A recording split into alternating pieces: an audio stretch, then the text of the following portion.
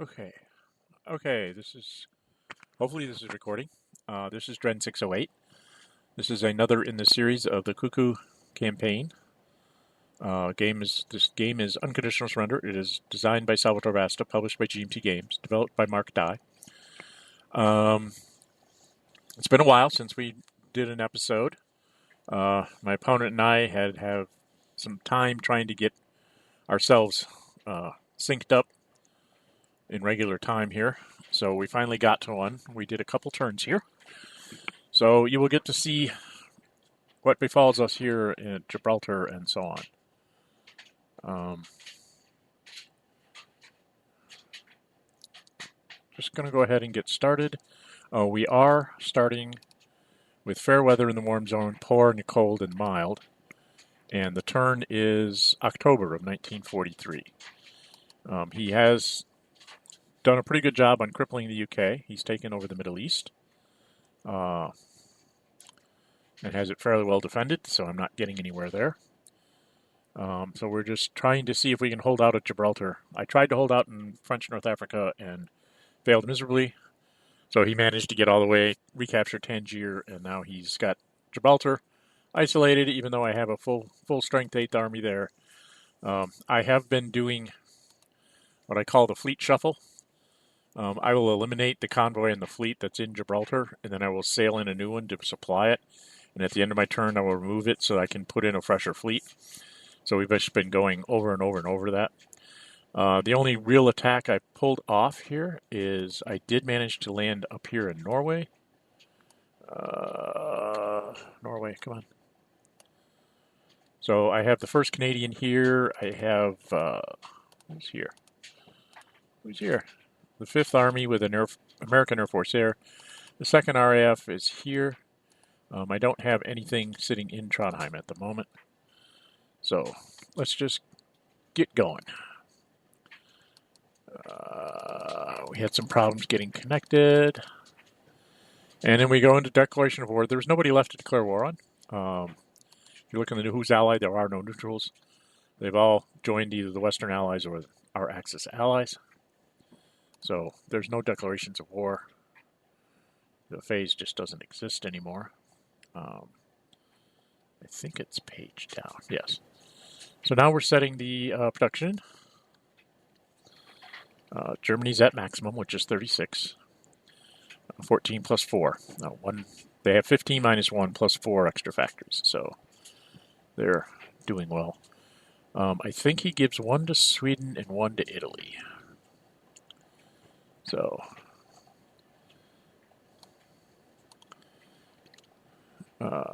we got no strategic warfare against the Soviets. Against the West, I think I had some bombed markers this time around. Yes, he's basically dedicated his Air Force to being able to swap in and out down here around Gibraltar. So he's got 2 aircraft here with 1 with 0 sorties here. So he's basically, with the Italian Air Force, he's got like 4 Air Forces, and I don't have any. I just figured it wasn't worth it anymore. I do have the 8th Air Force and Bomber Command. The 8th Air Force ran itself up like for 4 sorties, and Bomber Command did like 2. And then we came back to these numbers so that I can at least try and chip away at his things. More importantly than trying to get his factories down, which is a bonus, is to try and get my factory loss marker down. I'm at 4, which is limiting my production. I'm at 7 minus 4 is 3, plus 3 from the Commonwealth and 5 Lend-Lease. So I'm at 11, which is only 22 production points. So I'm trying to get myself up to the high 20s. If I can get back 1, 2, 3, I can go up to like 28 and actually be able to threaten to do things with the British. The British are very resource intensive because of the massive amounts of fleets, convoys, and airplanes that they always have to replenish. Don't have a lot of ground troops, but hey, all the other stuff is really expensive. So I think we're setting.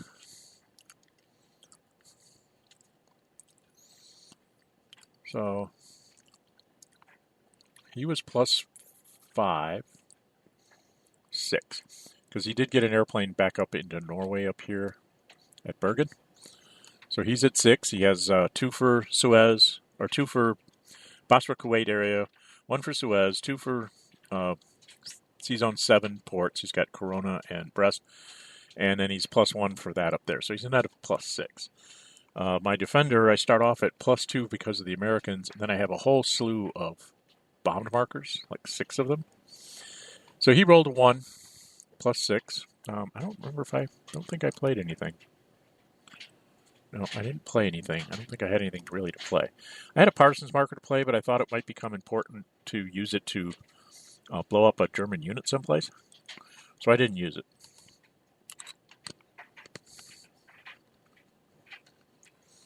So he rolled a 1 +6 is a 7. And then I rolled a 3 +8 is an 11. A 7 to an 11, combat results table. He had a 7. I had an 11, which was enough to actually chip him a factory. So we should see my factory goes down, his factory goes up. So he's at 2 lost factories and I'm at 3. So I kind of got what I wanted.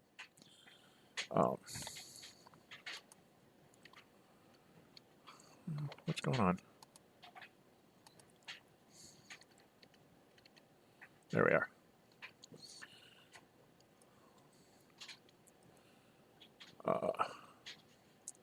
So he's got a strategic move. He's going to move. He moved the Africa army over here by the Soviets, just sort of preparing for the inevitable. Or he had done that last turn, and in this turn he moved the Swede that was in Stockholm and moved him up adjacent to Trondheim. So he's threatening to kick me out of the northern part of Norway there. Didn't have one for the West. Don't think I had one for the Soviets. Soviets are pretty much all in place. So he starts up his operations. He's going to go after Gibraltar. So this armor is a grand total of 6 because he's 4 for armor and 2 for isolation. And he throws in this armor that's across the straits. So that makes him 8. Throws in the Spaniard for 9. And then throws in the airplane that's inland there for 10, 11. And then -1 because he's attacking a city. So he's at +10. So he's at +10. I'm at +3. And so he rolled a 4 +10 is a 14 halved because of the fort to a 7. And I rolled a 5. +3 is an 8, so nothing happened. And then I think he goes again. This time he's going with just the armored unit. Maybe he's just going with the armored unit. And he throws in the heavy artillery. So the armored unit is 6. The heavy artillery makes it 7, 8. And an airplane is 9, 10, -1. So he should be at 9. So he's +9. He rolls again. A 5 +9 is a 14. So he's halved down to a 7. And I managed to only get a 1 +3. So now I am reduced, because I have nowhere to retreat to. His heavy artillery comes back in 3 turns, so he's actually kind of happy with that. And then he tries to get me with the infantry army here. With the tanks, and then I think he throws in an airplane 2. So infantry's 2 +2 for isolation is 4, 5, 6.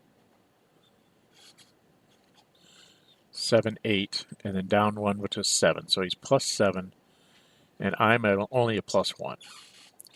He got a 3 +7, which was a reduces down to a 5, and I rolled a 3 +1, which is a 4, which reduces down to a 2, which is a retreat. So he got what he wanted.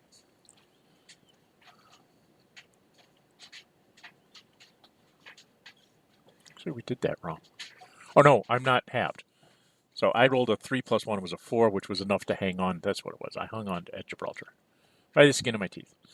Now he's just sort of setting himself up for countering my offensive in the north here. What is he doing? trying to figure out what he's doing. Oh, I think he's going after my my airplane up here in Trondheim. Remember, it's poor weather, so he's a -4, and I'm a -3. So he rolled a 1. I didn't roll high enough to give him 2 sorties, so we each went up 2 sorties. Did he do anything else? He moves a garrison into... That's an important hex that he just moved to here, this hex right here. Because by having a garrison there, you can't land in 2420 or 2322 and move a hex inland to capture a port, like Bremen or Hamburg.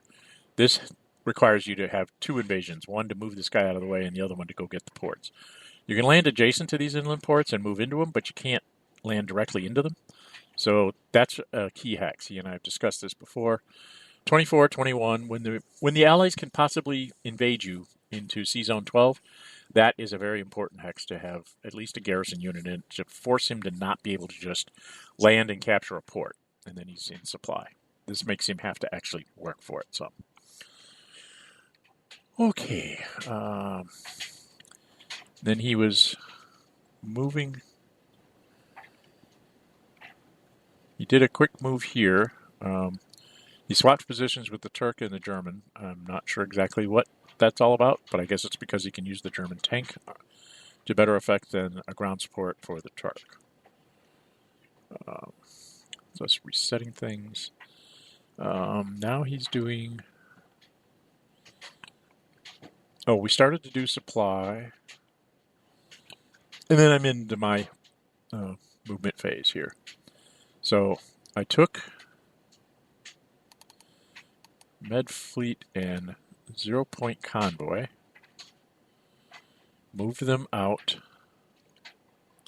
Basically, they're going into Gibraltar to try and supply him. And then I think we had a very long discussion here on whether he should bother to attack. And he's like, nope, I'm going to do all my attacks when you try to come out. And I was like, okay.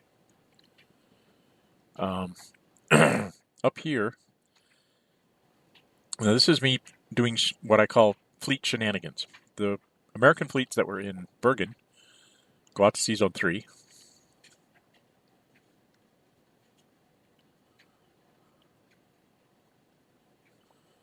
What the heck?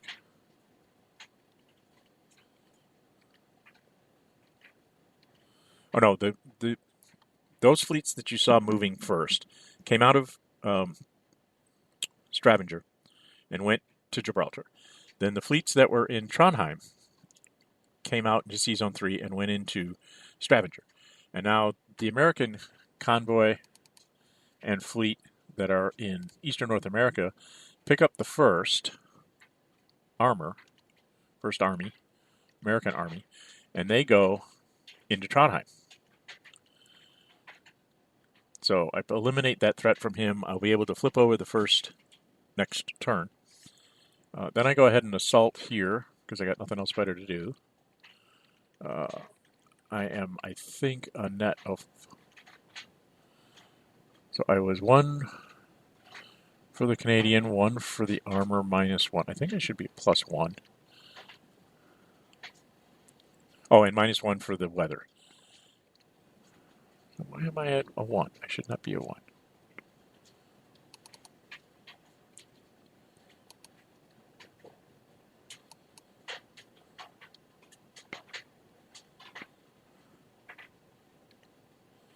Anyway, I rolled a 4, he rolled a 1, so I retreated him. Then I went ahead and tried to go after this German. It's terrible odds.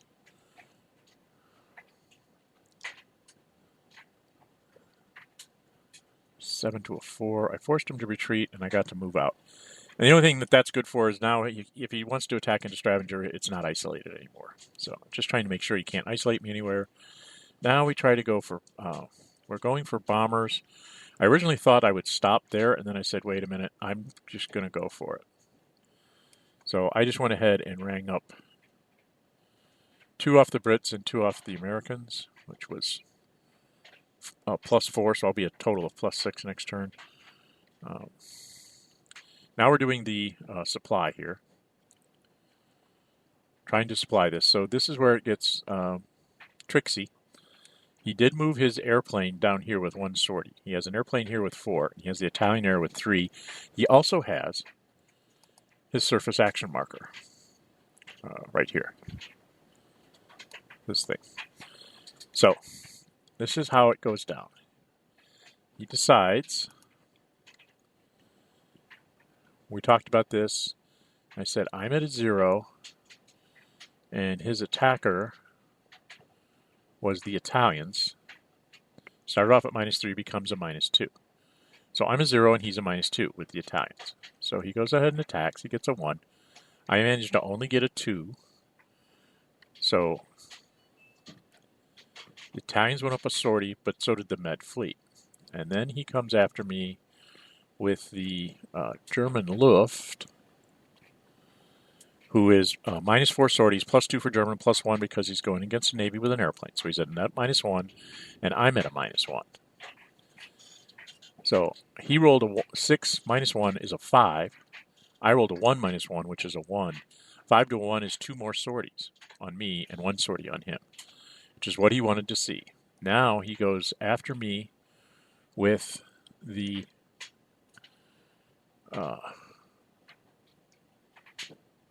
he goes after the convoy at -2. He rolls a 2 and I rolled a 5. So I rang him up to 6, but it did cause me to have another sortie on the convoy. Now he comes out with the surface action marker. Notice, because it's supply, he can intercept me with this airplane, his surface action marker based out of Tangier or wherever, and he's also going to be able to attack me with this airplane in a second. It's a very instructive thing to watch.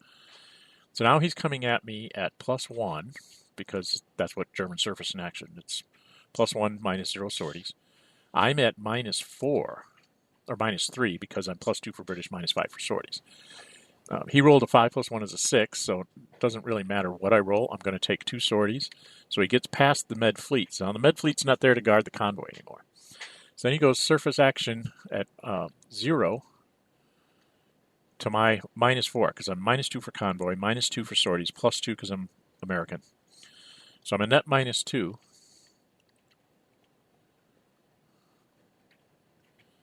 Why am I at -4? Oh, because he played his submarines event as well. We talked about it and said, no, now I'd be -4, which means at 0 you have a very good chance of getting at least 2 sorties on me. He's like, good point. He rolled a 5 net. At -4 and a 5, it doesn't matter. I'm going to take 2 sorties. And I'm forced to go back there. So his surface action marker will come back in 3 turns, and he has to roll for the sub, which comes back also in 3 turns. So everything's going to be back like in January. Now I have to try all by myself. I'm at a net -4, and I didn't realize it, but he goes ahead and heads and hits me with the Italian Air Force, so that I'm at it took me down to a 5. And then when we did the math, when I'm at -5 for my sorties, he was at -1 with the Germans. Means minimum he can get, if he rolls a 1 and he was +2 for German, +1 for being against a Navy, and then -1 for sorties, which means a net of +2. At +2, the minimum he can roll is a 3. At -5, the best I can get is a 1. A 3 to a 1 on the combat table is an automatic DR. The best I can get is a 1, worst he can get is a 3. So he was guaranteed of stopping the supply. And so he did so. And that's how you can isolate Gibraltar when that's the only port they have to supply out of. In my C.U.C.U campaign on Board Game Arena, my solo playthrough of a similar strategy line, I did much better with the West, which means I did something wrong with the Germans, obviously. But I was unable to get through French North Africa, even though I did manage to take Gibraltar on a wild series of die rolls.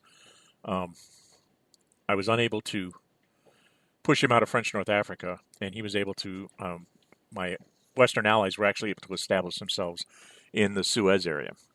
So that one's going a little differently than this one.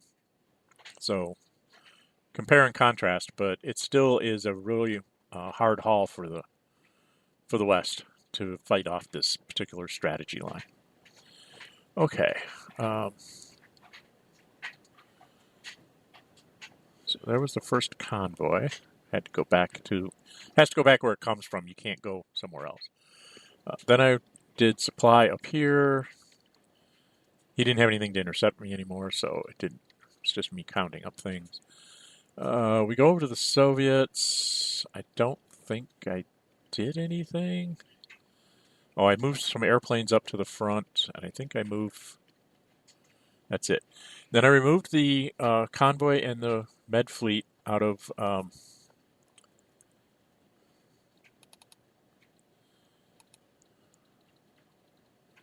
out of Gibraltar.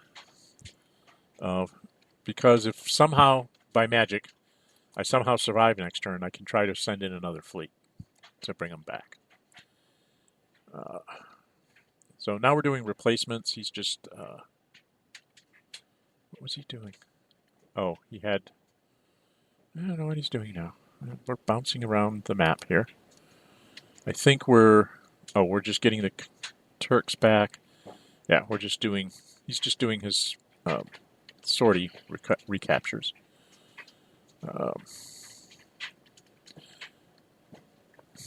And then I'm doing the West. Is fairly straightforward as well.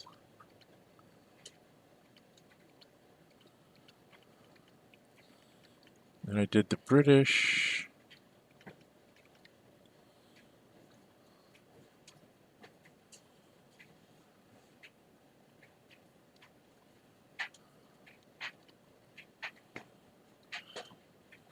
And we go into the Soviets. I get those airplanes cleared. By the same token, there's no neutrals anymore, so we don't have a diplomacy phase here. He goes ahead and builds the Swede that I knocked out when I made my invasion of Norway.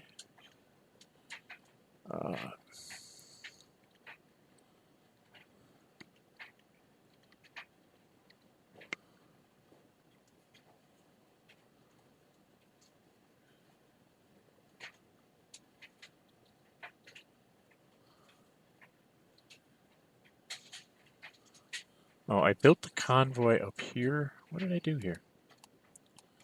Yeah, I put a convoy there. I don't know where I don't think I was able to build Force H. I didn't have enough points to build Force H last turn. Because I needed to get Bomber Command down to be threatening Germany one more time. So, we're going into April of 19... Oh, no, I got a Lend-Lease. We're going into December here. So... Right here was a...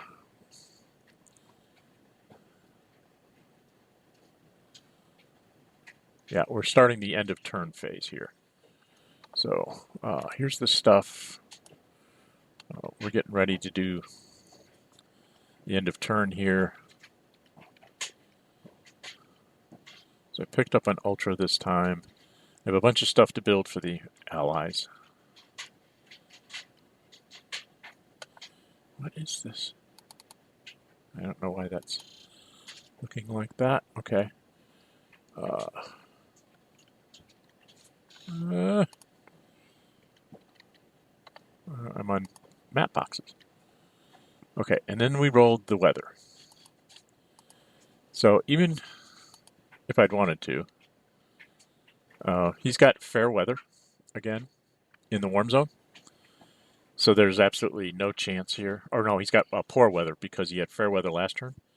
So he's got poor weather here, but I really needed to see like a severe where he would have, be quartered going after Gibraltar. I didn't get it. I got poor weather. So mild goes to severe. Warm weather goes up to poor.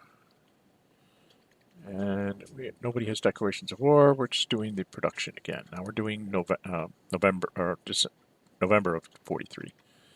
His production stays the same. because, why? Why is he at 36? He should be at 13, 17. He should have been 34. I think we adjust that in a minute. Yeah. Well, maybe we didn't. So we're doing just strategic warfare.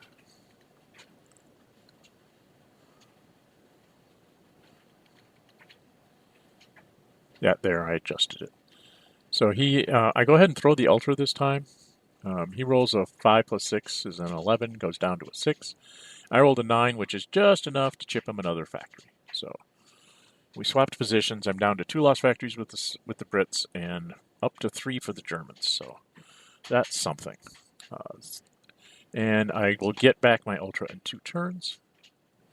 So about the time he gets his subs, I'll get another ultra back. Strategic movement. I have no idea what he did.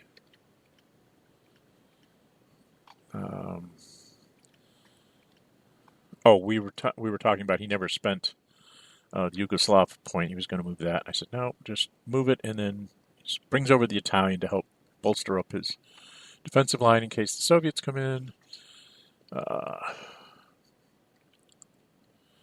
I move this tank army to be more centralized in case I come in and I don't know what to do. Then we go into options. I really should probably have the sequence of play up so you can see where we're at. We're in the options operations phase here, and so he's going after Gibraltar. He actually plays the surprise attack marker on top to give him an extra +1 because of the poor weather. And then he goes after me with the armored and the Spanish. And I think that's all he went with. And he used up the fighter that's at Cadiz. So he ended up with 3, 4, 5, 6, 7, 8. -1. I think he's +7. And I'm at a net of 1 or 0, because I'm +1 for British, +1 for armor, then -2 for being flipped. So he is +7 halved, and and I'm also an extra -2 because I'm at low supply. So he rolled a 5 plus 7 is a 6 when it's halved, and at -2, the best I can get is a 4. So he takes Gibraltar. He took away the surprise attack marker, but he really shouldn't have. And he moves in, takes Gibraltar. That was his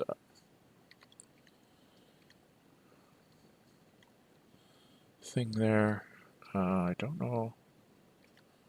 He moves this German garrison up to kind of thwart the...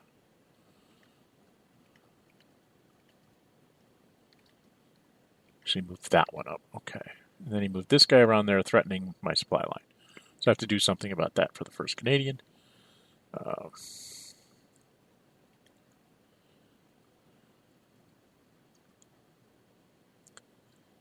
Yugoslavs move into the defensive space. And I think that was it. He goes into a supply phase. I don't know what's going on here. So before he did that, he says, wait a minute, I need to move these fleets. The fleet that moved into Casablanca actually had to take 2 sorties, but it's not going to matter because he's going to bring them back down to 0. And he went ahead and left that airplane at low supply because he wants to keep this convoy as close to 0 as possible because it threatens more things to me. And now we go into Western Action subphase. What the heck? So I took the convoy that had 4 sorties and said, you can go back to East North America. And the convoy that was in Belfast comes sailing up and goes into Trondheim because then I can supply all 3 units again. 1st Canadian moves up, and we're just going to go ahead and do an assault here with everybody. And we also, before we did that, we called the partisans down.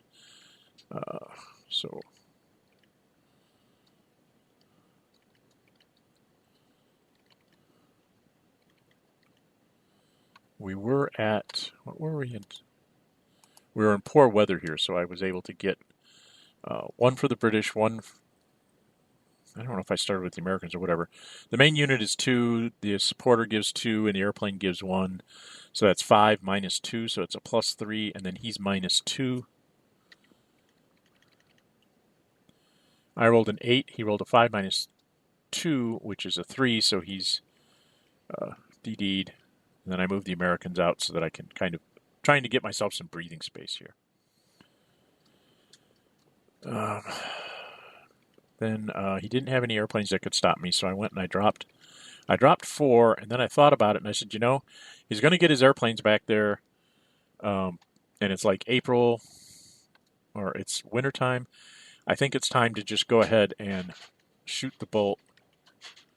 And I went ahead and just ran in 6 more bombers. And that was that. This is me doing my supply, so no big thing there. We go over to the Soviets. I move that tank army up, that infantry there, tank there. Basically kind of filled in the front lines. And then I had the Irish move around just for kicks. Just had the Irish run around for no good reason. Okay, I don't know. If I leave that up, it keeps putting the focus over there and then losing the fact that I can go through the steps. Nobody took anything off in the no supply phase. So he went and he's doing his resets of his airplanes. And he did the 2 Italian fleets rather than the Italian convoys. He had all the things in North Africa go to low supply because I had no way to invade. I don't have a surprise attack marker. So his Middle East guys are all a limited supply from places like Damascus and Ankara and Tunis and Tripoli. But he doesn't need to have them be in full supply because I can't invade. So this is me, just the Americans come down. I spend the British points to bring down their stuff. And I saved, if you look at it, I saved like 14 for the Brits so that I could.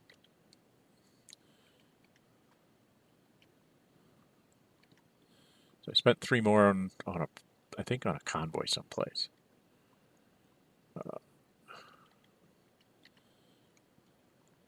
So the idea was to save myself enough points to be able to build both of those fleets, home fleet and med fleet. Yeah, that's what I did. Okay. And now we're to the upgrade phase. So we're going to go over to the Soviet Union. Let's jump over there quick, because lots of things are going to happen here. I have a whole bunch of guys up here that are going to be used for replacing. So we go through this, and then I start by putting one guy in Leningrad, another guy here, and all I'm doing is I'm putting the 7 first ones that I put out. So I've replaced 7 guys all along the line here, putting some offensive power here along the front, in Kursk, and so on. And the reason why I stopped at 7 here, 1, 2, 3, 4, 5, 6, 7, is because right over here I have 1, 2, 3, 4, 5, 6, 7. So the next thing you'll see is me so I moved them over there, and then I just got rid of all those units, because you have to get rid of 2 Russian units to replace those guys. A second one has to come off. I do like that rule. It cuts down the number of Russian units available to move, and it makes the Russians have to kind of decide on a front at a time as they're doing their offensives, because they just don't have enough points until late in 44. They'll finally get enough to be able to move all their mobile units, replace all their airplanes, and move their shock armies. You have to get to, I think it's 52 to be able to do that. And you're only at 38 now, so it takes a little while for you to get there. Recapture some of your cities and you'll get there in a big hurry. Right now I'm just, I went ahead and did that guy there and one more guy there. Now I'm doing the armored units 3 and 4. So I have 4 guards tanks units I can put out on the board. And voila. So, the Germans had saved enough points. You saw that production 20 to 0. They saved enough to rebuild their surprise attack marker this turn. So it's going to be back in March of 44. So by the time I'm ready to come across into France or any other shenanigans with the West, he will have a surprise attack marker to counter me. He did lose his airdrop marker a while back, so I don't have to worry about that. But he will have a surprise attack marker to deal with me.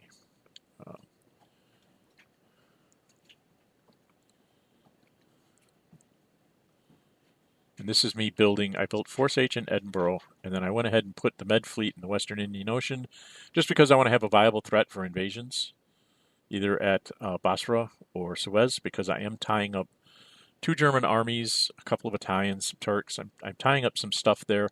I'm probably going to end up having to move these guys out of here to make a concerted effort in Europe. But right now, he's got to deal with it. So I'm build out my stuff here in November.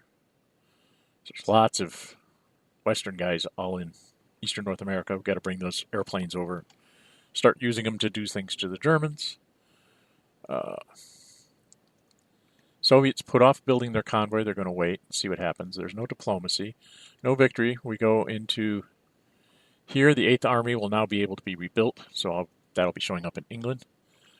The other thing to keep track of is national will-wise. The British are down to 9 will, just like the U.S.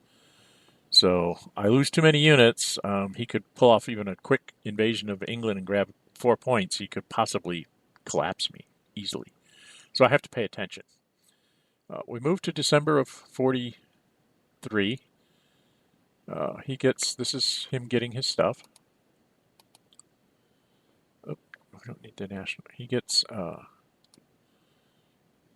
submarines. What does he get? He gets submarines. You get an economic reform, which means his factories went up 1. He gets an airplane to build.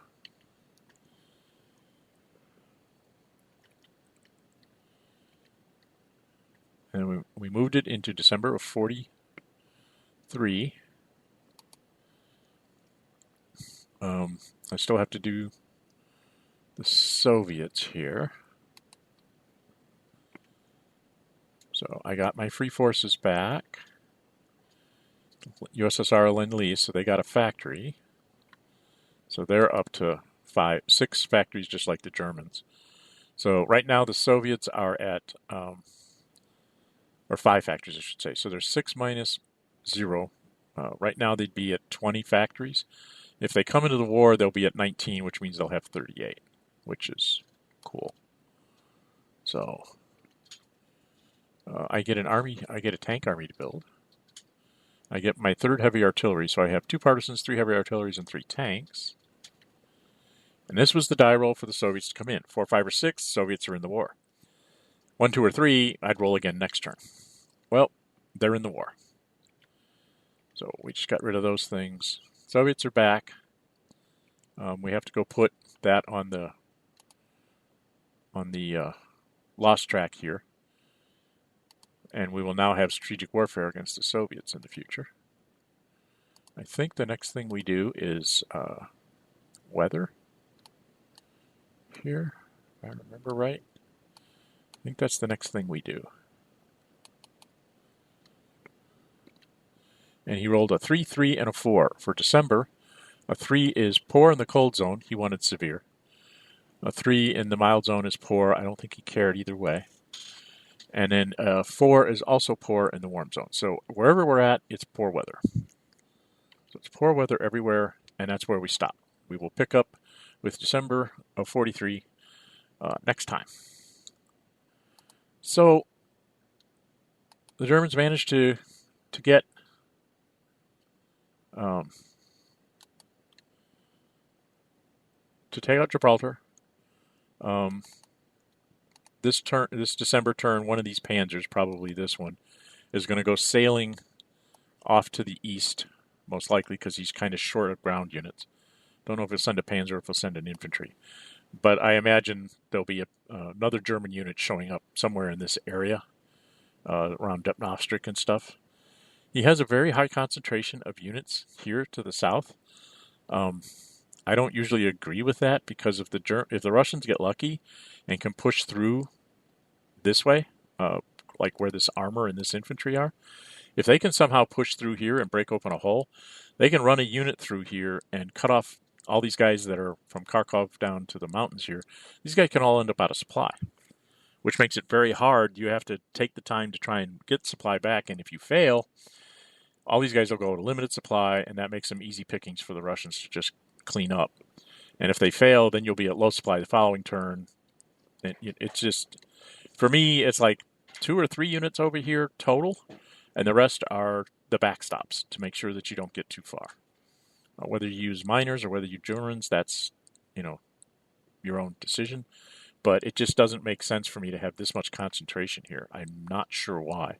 Maybe it's worked for him in other games where he's done that, but to me, I wouldn't be attacking there. I'm going to attack around it. I'm going to go around the sides if I can. So, but we'll see. Hopefully we'll get back to being a little bit more regular here. I have a very screwed up schedule, so I can never tell what night I'm available to play. But according to my opponent, he's now into a little bit more less hectic scheduling, so maybe we can start getting back to once a week. If at all possible, we will try. If not, well, you'll see it when the next one comes up. Like I said, I'm Dren608. If you like what you see, hit the thumbs up button. Helps the algorithm of YouTube for when people are searching for stuff like this. If you really like what you see, go ahead and subscribe. Hit the notify button. You'll be notified when I upload another video and or post up another stream. Schedule a stream or whatever. So there you have it. October, November of 1943. Soviets are back in. We will see how this concludes.